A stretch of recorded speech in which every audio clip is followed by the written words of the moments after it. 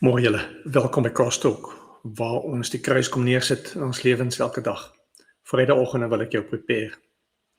Ek lees op die oomblik die boek Jeremia en soos ek al geskryf het, is dit 'n moeilike boek, want Jeremia vaar uit teen die Israeliete, omdat hulle God verlaat het, afgode dien, sonde doen, en nie goed is vir die mense onder hulle wat swaar trek nie. Jeremia is baie krities, en hy vat hulle aan, en hy skroom nie om te kom en te sê, maar dit wat julle doen en hoe julle leef is nie reg nie, God gaan julle straf.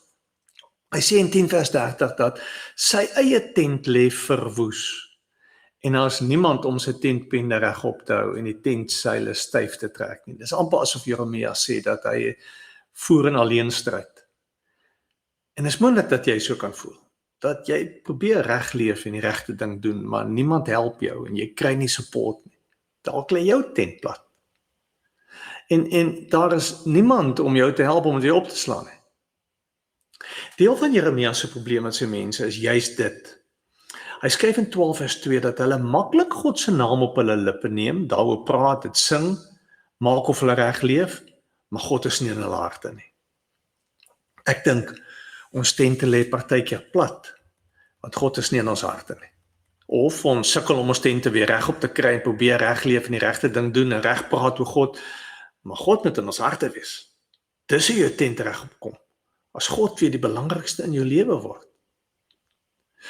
So, hoe wil dit jou voorberei vir die naweek? Wat moet jy doen as jou tent plat lê, as jy wil opgee, as jy moedeloos is, wil wegstap, as jy moeg is? Begin by die begin. Sit God terug in jou hart. Maak die Here die belangrikste in jou lewe. Hy slaan jou tent op. As Jesus aarde toe kom, sê Johannes 1 vers 14 letterlik dat Jesus sy tent kom opslaan by ons. Die Engels sê, he moved into our neighborhood.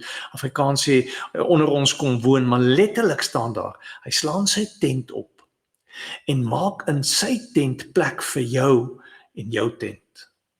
Hy sal jou tent opslaan. Maak plek vir hom in jou hart.